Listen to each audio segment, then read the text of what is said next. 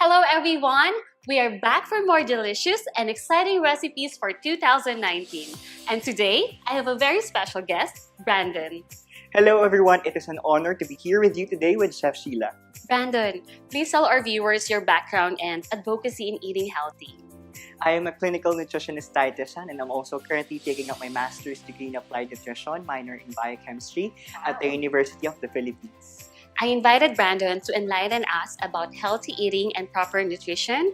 Last year, I was so sad because I noticed that my metabolism became slower, and it just really proves that when you get older, your metabolism gets slower, right? So what can you do to keep fit and stay healthy? Actually, our metabolism is affected by different factors such as genes, gender, age, and physical activity. And yes, it is true that as we go older, our metabolic rate decreases. So metabolic rate is the capacity of our body to burn calories. And if we continue to eat and increase our calorie intake as we go older, we might experience weight gain. So to beat this, we really need to increase our muscle mass because the more muscles that we have, the more calories that we would be burning. So it's nice to incorporate resistance training such as lifting weights or cardio to increase our caloric expenditure and maintain our healthy figure. So when you get older, does it mean you have to double your exercise and lessen the food intake? It might be a good solution for you to be able to get the goal figure that you have and also to really beat the slowing of your metabolic rate. So you're going to cheat the metabolic rate by increasing your physical activity and increasing your muscles. And I think we also need to put effort in the food that we will be producing. Okay. Because I think when we would be producing our own food, we can make sure that we get the adequate nutrients that we need as well as reduce the caloric intake compared to if you would eat outside, right? Exactly. And cooking at home is one of the things that we should really enjoy and not take it for granted, right? I also agree, Chef Sheila, because if you would cook our meals at home, we would be avoiding the extra calories that we would be getting if you would dine outside. Exactly. What can you say about keto diet and intermittent fasting that are popular nowadays? Because personally, I tried it myself for a few days and I wasn't really happy about it because when I tried it, I was so weak because I'm a very energetic person. Like when I wake up in the morning, I'm gonna have a heavy breakfast and I'm gonna work out for 1 to 2 hours. So I really need my carbs. So what can you say? What's your opinion about keto diet and intermittent fasting? So first of all, the ketogenic diet was initially designed and prescribed for pediatric epileptic patients. And when we administer this diet to the patients, one of the things that we would be observing would be losing weight. Although this may look good, there are a lot of drawbacks regarding this diet. First of all would be dehydration. Actually, Chef, on the first few days or weeks of the initiation of this diet, the patients would be losing water weight and not fat mass. Oh, okay. You said pediatric, so it means keto diet is designed for pediatric epileptic patients. For kids? Yeah, for kids who have epilepsy and not responding to drugs anymore. Oh, yes. Okay. So, as I said earlier, dehydration is a problem since on the first few days, the patients tend to lose a lot of water. And second, the patients are also have an increased risk for osteoporosis and bone decalcification as well as kidney stones because when we shift our primary fuel source from carbs to fat, what happens to our body in terms of biochemistry is we become acidic. And if our body is acidic, we tend to draw calcium from our bones and excrete it through our kidneys, thus the risk for kidney stones and bone decalcification. Now, there's also a long list of drawbacks regarding this diet that would take me an hour to talk about, but some of which would be hyperlipidemia, increased risk for certain types of cancers and stroke, and one of the latest literatures that you could find nowadays is that high-fat diets are related to an increased risk of having anxiety and depression. Okay, because I thought keto diet is more on protein, but with what you just explained, keto is more on fat. Yes, actually, if you're going to look at the plate of a ketogenic diet, up to 80% is from fat, 10% from protein, or 10% from carbs, or sometimes they're lower. Actually, sometimes it's 20% protein and 80% pure fat. So, on the other hand, intermittent fasting is less stricter than the ketogenic diet because you don't really omit anything, but you just modify the time that you would be eating. So in the intermittent fasting, you lessen the feasting hours but prolong the fasting Prolong hours the fasting throughout hours. the day. Yes. Okay. But just like the ketogenic diet, this diet also have a lot of drawbacks. So, and I'm really Okay. concerned about the women because there's literature saying Mhm. that the women who undergo intermittent fasting might have hormonal imbalances that may lead Yes, to yes. improper menstruation. Actually, I tried intermittent fasting for a few days and I'm not a fan because what happened was I'm always hungry and I feel like I'm always craving for more. So can you explain why? As I've said earlier, it can cause alterations in your hormones, and one of Okay. which would be the regulation of your appetite. And it's really alarming because it can cause irregular menstruation. On the other hand, it can cause also irritability, declined cognitive performance, and if you are an athlete or you're Yes, working yeah. out all the time, it can cause impairment of your exercise performance as well. How about the researches supporting these diets? Actually, the researches currently for supporting the ketogenic diet and intermittent fasting are still inconclusive, meaning we can't really determine if whether or not they're effective or they're safe in the long run because the studies concerning these diets are conducted on animals, and if Okay. ever conducted on humans, they're on short trials only. So again, we don't really know the effect of these diets in the long run. So what are the diets that you can recommend to our viewers? Nothing is superior to adhering to a balanced diet rich in vegetables and fruits, lean protein, and complex carbohydrates. Actually, our government right now has this initiative called the Pinggang Pinoy, wherein we teach the public on the proper portion sizes per plate. Per plate. In this recommendation, Chef, half of our plate should come from fruits and vegetables, almost 1/4 only from carbohydrates, and 1/4 from lean protein. But for the Pinggang Pinoy, it has age bracket, right? Yes. So today, we're going to do the Pinggang Pinoy for adult age bracket, right? Yes. So Brandon, for our protein, we're going to prepare crispy coconut chicken tenders. I have chicken breast fillet here. I already cut it into strips. And I have breadcrumbs here. I love this dish because it's light and flavorful. And it doesn't have too much sauce. And Filipinos love fried food, right? I agree. So I'm just going to put the breadcrumbs here. And I'm going to season it with salt, just a little bit.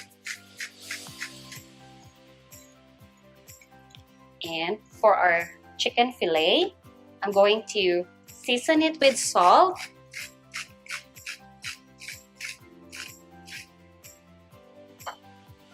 And black pepper. So I just want to make sure I season everything well.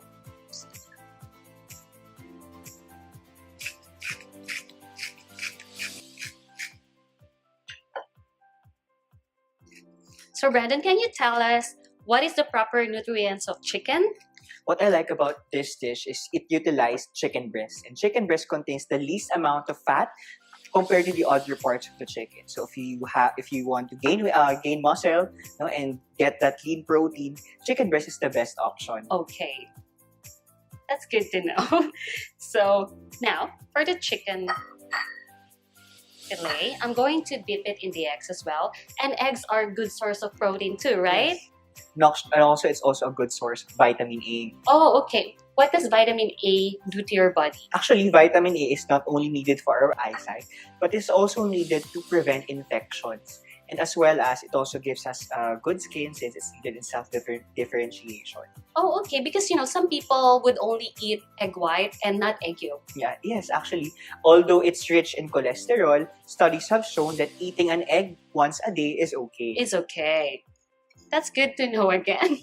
So I'm just, coating my chicken fillet with breadcrumbs and desiccated coconut. This dish is very easy. And one thing I like about this dish is you can make big batches and put it in the freezer. And when you're ready to cook it, you can just take out few batches and cook it. And it will last in the freezer for 2 to 3 months. Wow, that's good. Yes. So you want to help me?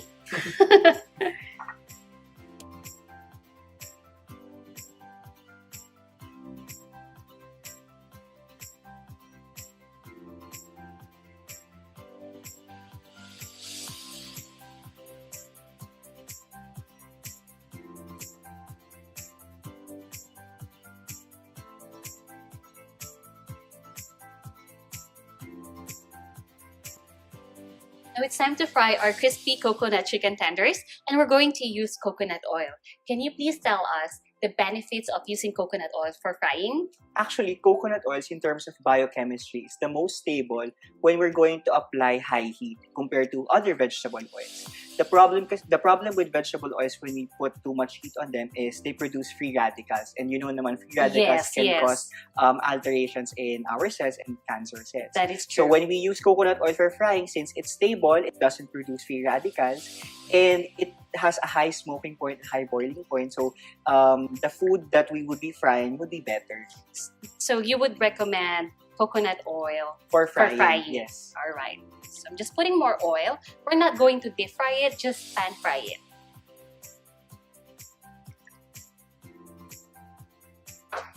Turn on the heat to medium. Our oil is ready. Let's put our chicken.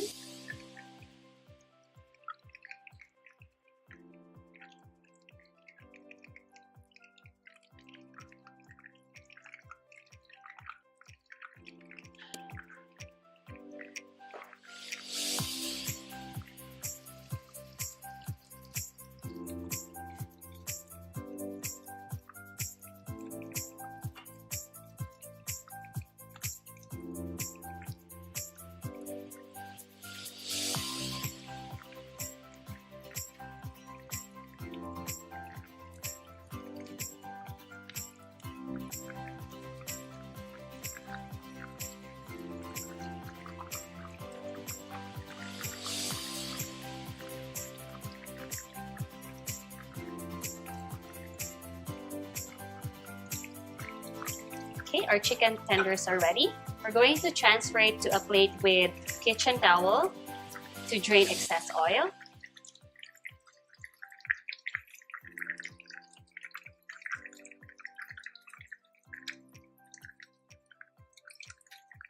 You can smell this desiccated coconut, right?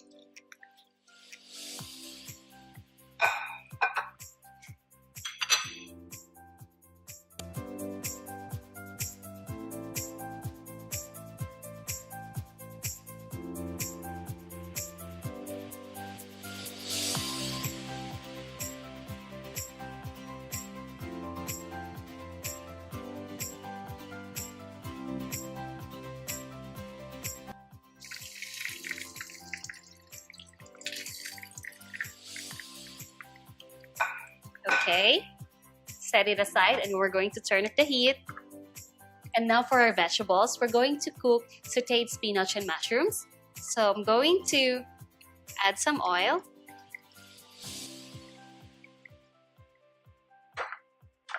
And turn on the heat to medium. Time to add the garlic. Now we're going to saute it for a minute.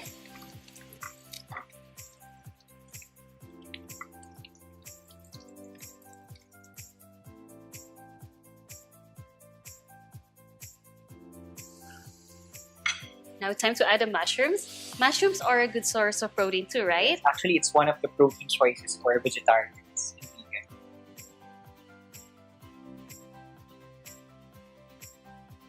Okay, so my pan is getting dry. I'm just gonna add a bit more oil.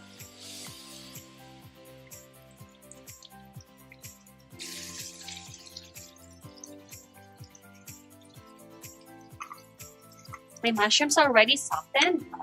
Time to add our spinach. What I like about this salad recipe is we didn't really use too much of the high-calorie dressings. Yes. Because we have this misconception that I want to lose weight, I want to eat salads. But if your salad is full of dressing, it's full of calories, and then it may actually lead to weight gain. That is true. And spinach is also rich in folic acid now. So folic acid is important in the DNA maturation of our red blood cells. So if you are anemic, folic acid is needed. Thank you so much for that information, Brandon. I've learned so many things today. Okay, so I'm just going to season it with salt and pepper.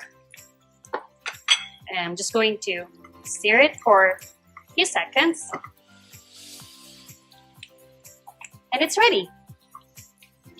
It's so easy and fast, right? Yeah, so Okay. I think this validates our recommendation that eating healthy is not difficult, right? That is true. Now it's time to assemble our pinggang Pinoy. And of course, Brandon will help us how to portion our vegetables, protein, and for the carbs, we're going to use Black Mountain rice. Brandon, please tell us the benefits of Black Mountain rice. So, rice-colored varieties are very rich in antioxidants. And antioxidants really scavenges those free radicals that can cause cancer cells and other metabolic byproducts. So, one of the nutrients that we would get from the Black Mountain rice would be anthocyanin, which is a very potent antioxidant. Oh, okay. Is it true that it's a good source of fiber as well? Yes, actually, rice-colored varieties of rice contain more fiber than white rice, meaning we would be fuller by eating these colored varieties compared to just eating white rice. Okay, so now let's assemble this. We're going to start with our rice. How many rice are we going to put for our pinggang Pinoy? Carbohydrate requirements differs for every person, but for a standard Filipino individual, at least 1 cup is okay. Okay, 1 cup. Can I have 2 cups? It depends because you're an athlete. So Yes. you might need more carbohydrates Yeah, because as your pre-workout. yes, pre-workout meal. How about after workout meal? Can I have this? Yes, of course, you need to replenish carbohydrates after your workout as well to prevent having impaired recovery. Okay.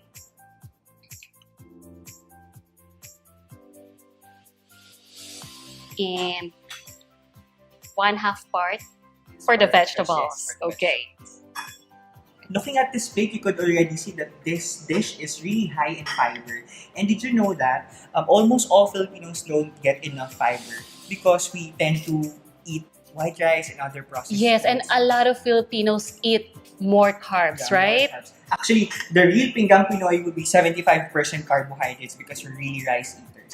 This would lead us to have an inadequacy in fiber. And having inadequate fiber can cause us to have cardiovascular diseases and impairment in digestion. That's a very good information. And I hope our viewers will apply this into their meals. For the protein, how many slices of chicken? Again, our protein requirements differs for different age groups. For example, lactating and pregnant women might get more protein, More or might protein. need more protein rather. So for a standard Filipino individual, 1 to 2 slices per meal is okay. And again, it really depends on your protein requirements. So it's best to consult your dietitians Yes. to be able to know your macronutrient requirements in a day. How about for me? Because I work out a lot, like 1 to 2 hours a day, like 15 minutes of running and weightlifting. Actually, the requirement for a sedentary individual is only 0.8 grams of protein per kilogram body weight. But for athletes like you might need up to 2.2 grams of protein per kilogram body weight. So you should be getting more than twice More than the twice. requirement of So, a sedentary individual. how much? Like 200 to 300 grams? It's actually computed based on a meal plan. On so a meal plan. on this plate, for example, it's going to be applied for you. You might need up to 4 slices, depending on Okay. your meal plan per day. Okay, so I'm getting 4 slices. Okay. How about for a typical person, say my age, who are not that physically active? What is the standard portion for them? Actually, protein requirements again differs based on your height, your metabolic requirements, and your diseases. But for a typical Filipino, 1 to 2 slices per meal is okay, and the slice of protein is not one plate. already. Okay. For example, a slice of protein would be 1 matchbox size, or 1/4 piece of a chicken breast, or 1 piece One of egg. piece. How about 2 pieces? Yeah, Is it's it okay. It's for a okay. typical Filipino. Okay. So I'm going to put 2 slices of chicken, and I'm going to garnish it with alfalfa. You know alfalfa, Yes. right? Actually, alfalfa is also rich in fiber. Fiber, yes. So it actually adds to the fiber content of this meal. Exactly. So I'm just going to add it to make it more appetizing. You know, when you add more color, the dish becomes more really, really good. Right. Our pinggang Pinoy plate is ready. Most Filipinos are sweet tooth, and most of our dishes have a little bit of sweetness flavor, right? So I'm just going to make a sauce for our chicken tenders. I have Dijon mustard here.